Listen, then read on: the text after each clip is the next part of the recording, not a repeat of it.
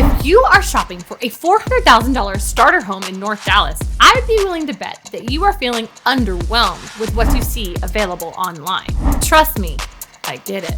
The market is not what it used to be. But that doesn't mean that you can't find a smart starter home that sets you up for long-term success. In this video, I'm going to break down exactly where you should and shouldn't be looking in North Dallas, calling out some of the bad advice buyers are getting right now, and show you the single biggest thing successful buyers do differently from the ones who end up regretting their first purchase. Let's get started.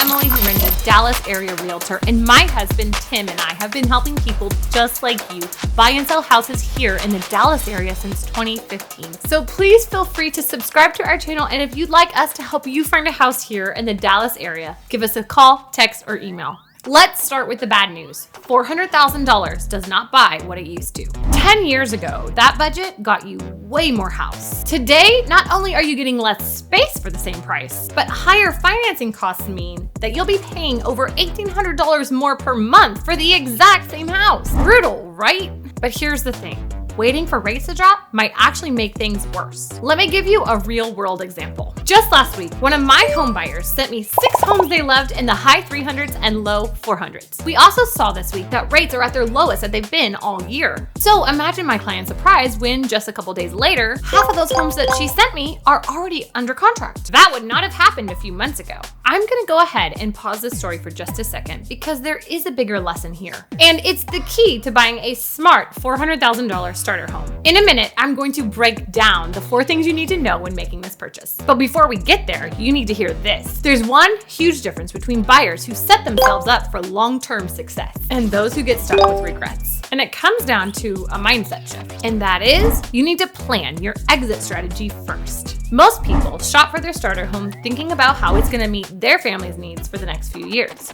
And honestly, this is where things can go wrong quickly. This isn't your forever home. You need to be asking, how easy will this be to sell when I'm ready to move up? Because the truth is, one of the biggest drivers of long-term success isn't the house itself. It's the location and how much demand that you'll have when you go to resell. Now, this might sound counterintuitive, but you may want to skip the shiny new construction neighborhoods. I mean, they sound exciting, right? But let me explain. If your goal is to leverage up in a few years, a brand new neighborhood is the last place you want to be because builders are your competition at that point. And right now, they've got a stranglehold on pricing because they can throw out insane interest rate buy downs you simply cannot match. Translation, you're going to have a much harder time selling and will have to price well below what builders are offering. Instead, look for something in an established community. I'm talking 1990s or newer so that you're not stuck with constant repair bills, but you also don't have any builders around to compete with. That way, when it's time to sell, you're competing against other homeowners, not a sales center with a lender giving out free 4% interest rates. Here are the areas that I would focus on for a starter home in the 400,000s. McKinney, south of 380. Frisco, though supply is limited. Little Elm inside Frisco ISD, Louisville and Flower Mound for solid schools and highway access, South Denton and Corinth for bigger homes at a better value, North Plano if you can snag something in good shape, and Allen for consistent resale demand.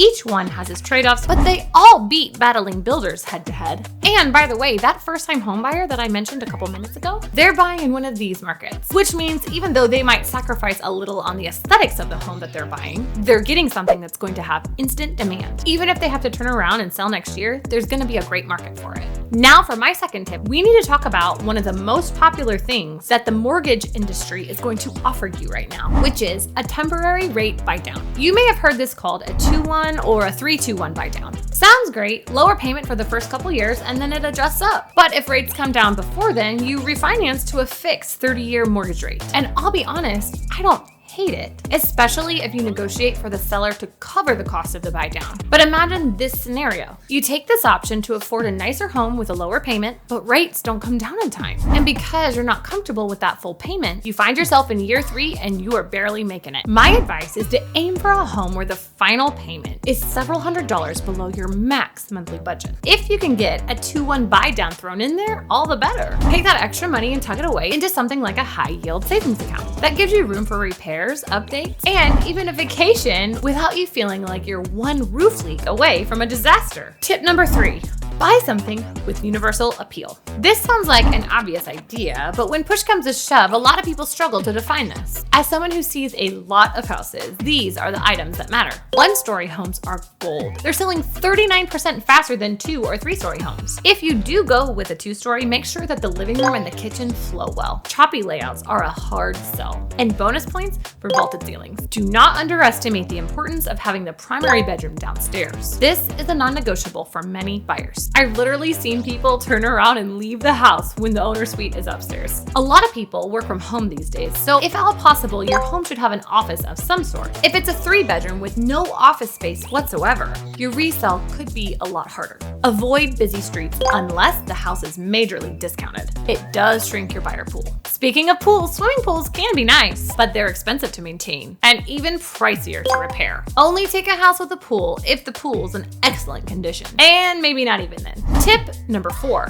Be cautious with new townhomes. If you've never owned a home before, townhomes are often marketed like the perfect in-between. You own it, but the HOA takes care of a lot. But here's the problem. Resale on townhomes can be a nightmare. The median days on market in DFW this year is hovered around 30 days. But for pre-owned townhomes and condo sales and new developments, those can take over 2.5 times as long, if they end up selling at all, and you're likely gonna lose money. High HOA fees and lots of competing units for sale can tank your value. And when you're competing against brand new units, it's almost impossible to sell. If you do go with the townhome route, have your agent pull resale data, how often they sell, what they sell for, and how long they sit on the market. If the numbers do not work for your long-term plans, look elsewhere. Bottom line, the key to a $400,000 starter home is to stop thinking about it as the one and start thinking of it as your first big step.